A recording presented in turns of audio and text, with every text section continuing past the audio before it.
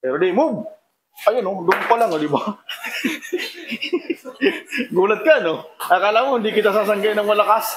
Kasi ang nakikipag-away, malakas yan eh. Pag sinalubong mo ng mas malakas ka, kaya ngang baliin to eh.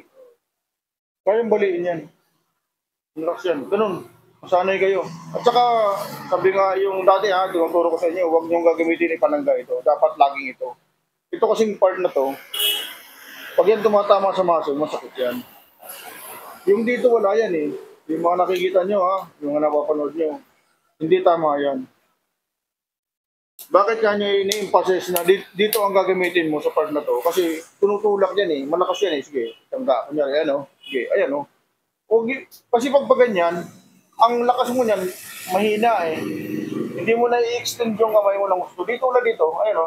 Kasi close, ano ka eh, yung kamao mo nakasara. Malakas yan eh. Ayan o. Dito ulit yung pag ganito, ayan o. Yung extend ng kamay mo, parang hindi masyado eh. Saka yung lakas mo, kailangan doon malakas. Yun, ganyan. Kung may bagay kang hawak, kunyari, mabibitawan mo yan eh. Kunin mo yung bato na yun.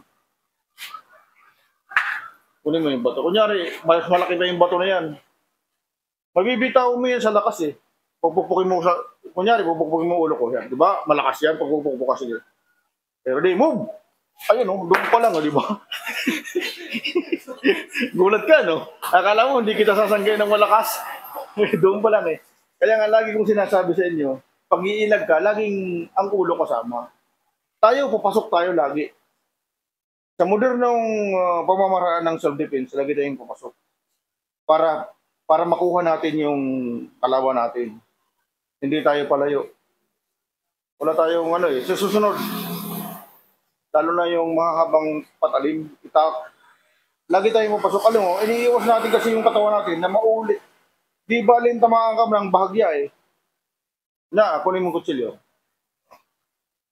Turo ko sa iyo lahat yan para matuto ka.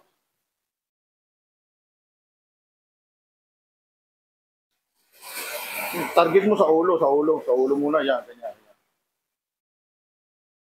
Kasi kung ikaw, sige, sasangkain ko, ipapakita ko sa iyo kunwari ha. Kunwari, siyempre natatakot ako, wala akong alam sa self-defense. Sige, natakot ako. Ayan o, aatras ako. Oh, may possibility ba ako mabutin eh. Eh kung mabaliktad yan, ayan o. Ano yung pagkakaiba ng lagi tayong papasok at saka hindi? Okay, pakita ko sa iyo yung pagkuha ng pakaliwa at saka pakanan. Okay, sige. Dito banda. Yan, sige. Malakas sa ulo, target, sige. Sige, ano yung natin posisyon kasi pang ano tayo, pang street fight tayo. Pwede. Ayan o, dito. Dito pagkuha niya, no? So, malayo ka, di ba? Layo ng katawan mo. Ano, kabila naman. Lagi tayong papasok. So, hindi, kanan pa rin. Kay kalimitan naman, right-handed. Okay, sige, ready? Boom! Ay, no, dito pa rin tayo lagi, oh. Kaya lagi tayong malapit ka mo. Ang dami. Hawak. Siko. Tuhod. Oh.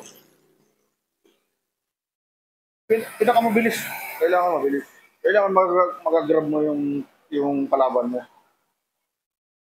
Kasi kung malayo ka, paano mo mag-grab ang isang tao, ang kalaban mo, kung iilag ka patras? Hindi tayo patras. Hindi rin tayo papaside ng gusto. Dito lang. Tayo ka dyan. Yan. Dito lang. Para, dali oh. Ayun oh. Di ba? Oh. Laging ganon.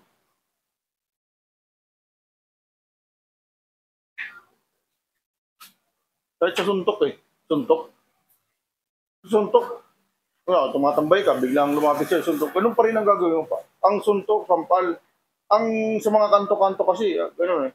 Ang tawag dyan na wild punch. Sa boxing, oo. Pag marunong. Pero pag ano, ayan. Tamba kung tawagin. Yun. Pinakamadaling ilagan yun. Mas madaling kunan yun. Kasi, alam mo bakit?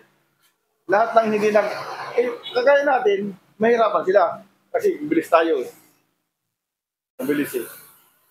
Eh, kunyari suntok, yung pag marunong. Ayun, oh. Diretso lang. Hindi mo na kailangan lumilag eh. Diretso lang. Ba?